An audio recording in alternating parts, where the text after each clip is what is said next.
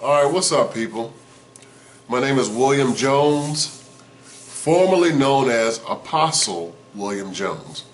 So I left religion for good. I'm just doing videos to help those who are considering leaving organized religion, and for those who have already left. So it's just some things. These videos are really to make you think. Because one thing religion does is it shuts your brain off. It doesn't allow you to think. They tell you what to think, so you're not allowed to think. Alright? So I'm just getting off work. It's late at night. It's about, what time is it? It's like 2:35. Today is, I think it's January 12th. But anyway, it's late at night, real late at night. I just got off work, got on work clothes, spots on, whatever. I ain't trying to be no prima donna. I'm just trying to share some stuff with y'all. So here's some food for thought. Think about this.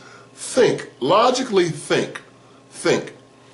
I deal with a lot of Christians. How can you not? But, they always say God is my protector, and they're going to quote all this stuff, and, God's going to protect me and keep me and so on and so forth. Whatever, this, that, the third. Okay, all right, whatever. Let's just look at let's just look at a few things. Let's go to the Bible itself. Because, most of us, you don't know all of the Bible. You know bits and pieces of the Bible. There's a lot of the Bible that's very filthy. They won't teach you, but let's just do it a little bit. Let's go to Genesis. Let's go to the beginning. The so-called beginning, right? Genesis. All right, so God creates Adam and Eve. He creates them twice, technically. He created them in Genesis chapter 1 and just thought, let's just do it all over again in Genesis chapter 2. Created them twice. Now, by Genesis chapter 3, Eve is talking to the serpent. And for those of you out there, I'm a teacher. I'm a Bible teacher. I was a Bible teacher. That part doesn't just leave me because I left religion. I still like to pay attention to details, so forgive me if I get too caught on details. That's what I did. That's how I ended up getting out. I paid attention to the slightest details, and if things didn't add up, it didn't add up. But anyway, he makes Adam and Eve. By chapter 3, Eve is talking to a serpent. All right? The serpent is not Satan. Nowhere does it say the serpent is Satan. I'm not saying this is real. This is the teacher in me. I can't get away from this part. I'm sorry. The serpent is not Satan. It does not say that anywhere, except for they will try to make the connection from Revelations, a book written thousands of years later, saying that old serpent. Where else would we see a serpent and was old? Genesis. So that old serpent was Satan. No, because if it was Satan, Paul wouldn't have said in the New Testament that Eve was deceived by a serpent, and that's why women should be submissive to their husbands. So the serpent had nothing to do with Satan. Satan gets so much flack for... Satan just catches so much flack, and he like, I ain't did nothing. Why y'all blaming me? Y'all the ones that's bad. Anyway, Eve is talking to the serpent. She running her mouth. So what did God say? Because he don't even know. What did God say? Well, what can you do? What can't you do? Well, we can eat from everything, but see that tree over there? Yeah, we can't eat from that tree, because the day we eat from that tree, we shall know good from evil, and we'll be like God. You know what I'm saying? And we shall surely die. So he said, you shall not surely die. He just don't want you to be like him. So she saw it was desirable, whatever. It wasn't an apple. Everybody's always saying apple. Apples come from apple trees. Oranges come from orange trees. If the tree is the tree of knowledge and good and evil, then the fruit would be the fruit of the tree of the knowledge of good and evil. You don't know what it looks like. You want any description? The closest you'll get, go to the book of Enoch. He said it looked more like grapes. Is it real? I don't know. You know what I'm saying? but never did it like apples. That was a common fruit. They made it an apple. Everybody says an apple. Nowhere in the Bible does it say an apple. That's just a teacher and me paying attention to detail. That's just what I'm doing. I'm sorry. All right?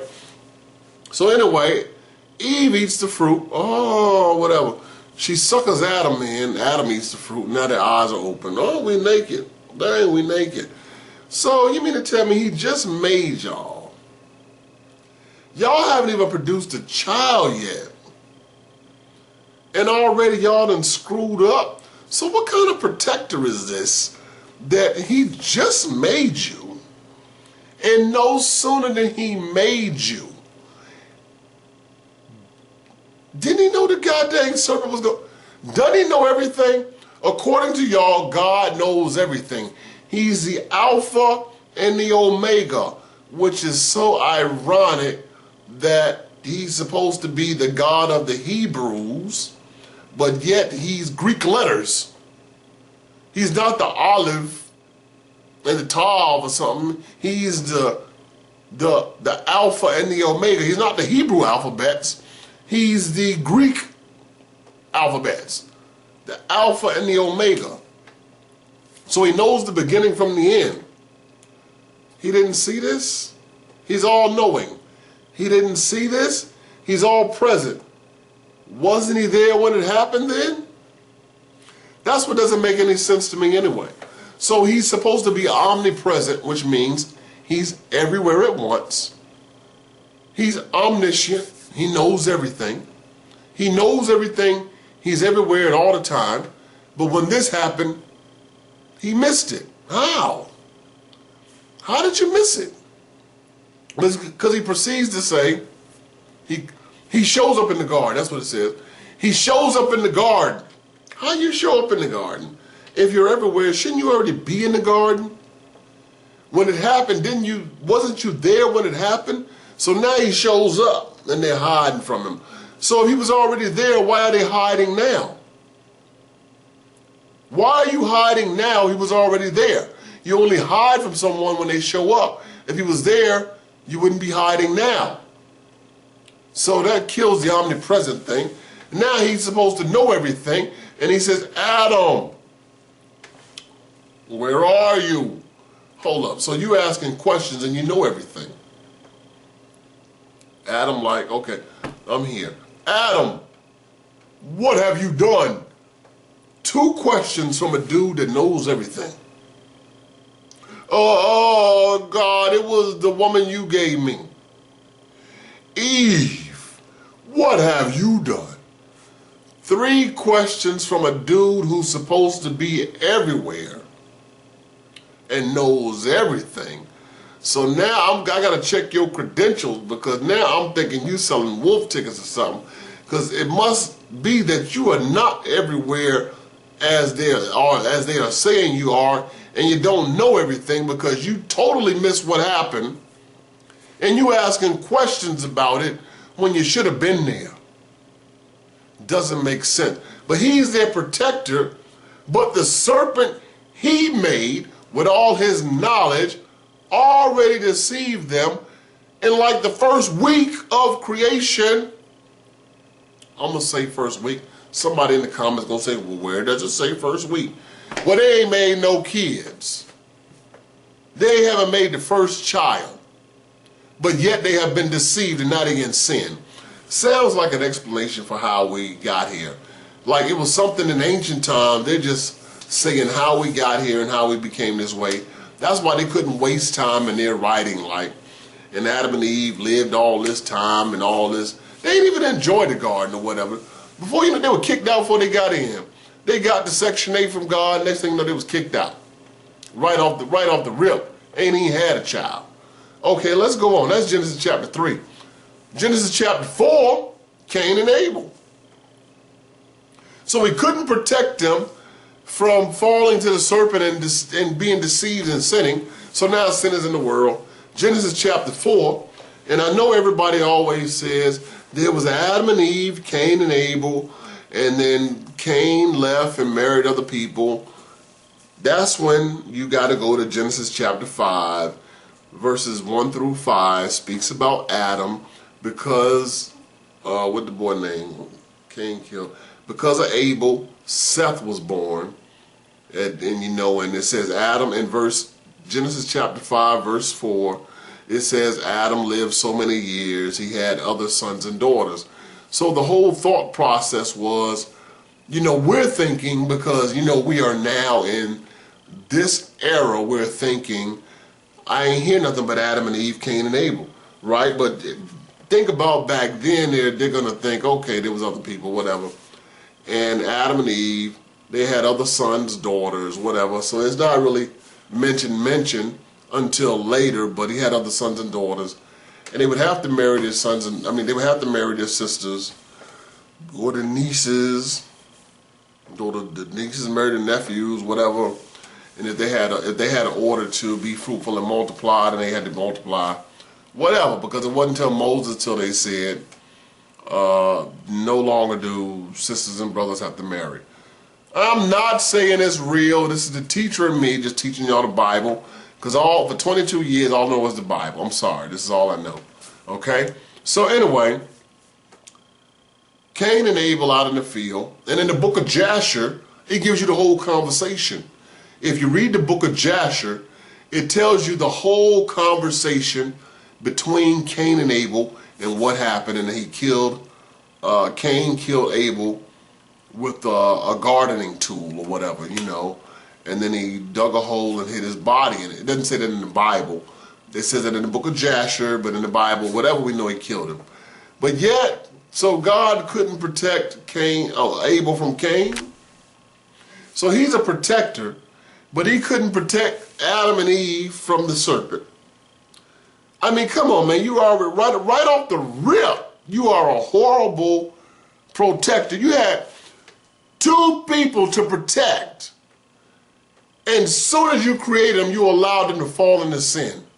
Now you got Cain and Abel, and you allow one brother to kill the other, and you couldn't protect him. And the all-knowing God shows up yet again. Look, he shows up. The God that's everywhere shows up. So he's not omnipresent. He shows up and asking, Cain, where's your brother? Am I my brother's keeper? His blood is crying out to me from the ground. Well, why are you even asking me if you know? If you're the all-knowing, why are we playing this question game, man? You know what I'm saying? You already know. So why are you asking me questions? You should know. You should show up talking about the punishments or whatever. I'm just saying. So you couldn't protect Adam and Eve. You couldn't protect Abel from Cain. And you know everything. You are Alpha and Omega. You know everything. And now by Genesis chapter 6 and 7, you done called out to Noah because you done screwed up. God is repenting. Look here in the Bible. God is repenting that he made man. And so now he's going to wipe everybody out with a flood.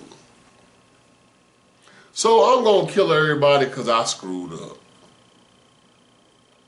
And then after the flood, when you let everybody out, you know what, I'm not going to do this anymore. The rainbow will be the symbol of my promise that I won't flood the earth anymore, whatever. I'm not going to kill y'all no more because y'all are just human. Really? This is your protector. This is the one that protects you. His protection from the beginning was whack. So now his own son comes. Did he protect his son? Well, Jesus had to come and die. So he didn't even protect his own son. He didn't protect his son. He didn't protect him. What about the 12 disciples / 12 apostles? Judas commits suicide, where one gospel says he hangs himself. Another says something about his guts busting out. Y'all can't agree on that. Then we have Fox's, the Martyr's book, which is legend about how the disciples died. They were all martyrs. What is a martyr? A martyr is a person that dies for Jesus Christ. So where is your so-called protection? If we have martyrs, in Revelation, the voices of the martyrs call out to God from the throne, under the throne, when are you going to avenge us? So there is no protection. You are not protected. All of the apostles were murdered. Paul was murdered. Stephen was murdered. They were all murdered. The Christians were murdered. So why all of a sudden is God distracted me? So why all of a sudden is God your protector? Since when was he protecting? When? Paul was locking people up. When was he protecting? Paul was on the run. When was he protecting? Why are y'all looking for a protector in someone who in the New Testament never protected you? Go ahead and take what you got to get, because you ain't supposed to be protected according to your Bible. This is the foolishness I'm talking about. There is no protection. In the Old Testament, there was no protection because he told Jeremiah to let the king know, I have given power to Nebuchadnezzar to take y'all over. He captured the king, killed the king's sons, 2 sons in front of him, and then they poked the king's eyes out. This is in the Bible. Babylon took over Israel. And then the Medes and the Persians came with Darius and them later. The Medes and the Persians came, defeated the Babylonians. Israel was still in slavery. And then the Greeks came. Alexander the Greek came. And the Greeks took over. Y'all was still in slavery. And then the Romans came. And the Romans took over. Israel was still in slavery because they was crying out, hoping that Jesus was the one that come to overthrow Rome. Which he didn't. And they gave y'all a fake Messiah who says, let me see the money. Whose superscription is on this money? Caesar's. Then give unto Caesar what is Caesar, and unto God's what is God's. That's like we find a bag of money. We find a bag of money. And I've been telling you money is evil. Well, Caesar's impression is superscription on this money. I'm going to keep this evil money. All right, okay. You give all the prayers and the praise and glory to God, but I'm going to keep this money. You know goodness well we find a bag of money. I want half of that goddamn money. I ain't trying to hear that. Jesus came defending Rome. If the law was that if a Roman citizen comes to a Jewish citizen and wants you to carry something for them, you have to carry it up to 1 mile as we know, because this mile, I don't know where they come from in the Bible, but then Jesus is going to say, no, if they compel you to go 1 mile, go with them twain, which is 2 miles. Really? If they sue you with the law for your coat, give them your cloak. What kind of rebellion is this where you are totally for the enemy? Peter cut off the man's ear, and what did Jesus do? Put it back on. Put your sword away. But you just told us in the chapter before to buy a sword. Now I use it and you say put it away. Propaganda. It's all propaganda. It's stories. It's not real. Whatever. And you don't, I mean, that God that was all terrified in the Old Testament, he's so quiet in the New Testament. Man, he quiet. He don't even hardly exist. So this is just food for thought. Just think about this stuff. I don't know how long the video, I'm trying to keep the video short because I get to ranting and raving or whatever. I did the one video about giving God the credit. And I was very calm in that video. I watched it, I hated it. I'm not really that calm. I like to really get loud and obnoxious or whatever. That's just how I do. I'm going to end this video now because I don't want to lose the attention span of people. I'm trying to keep them short. 10 minutes at the most, I don't know. But think about these things. Go through the Bible yourself from the things I said. Look at it for yourself. You don't have to trust me. Look at it for yourself and God is your protector, He ain't protecting y'all. That's why Christians dying now. Christians die like unsaved people die. There ain't no difference. Nobody's protecting them. Nobody's keeping them. We all the same. When it's your time to go, it's your time to go. I don't care what you believe in. Y'all take care out there. Peace.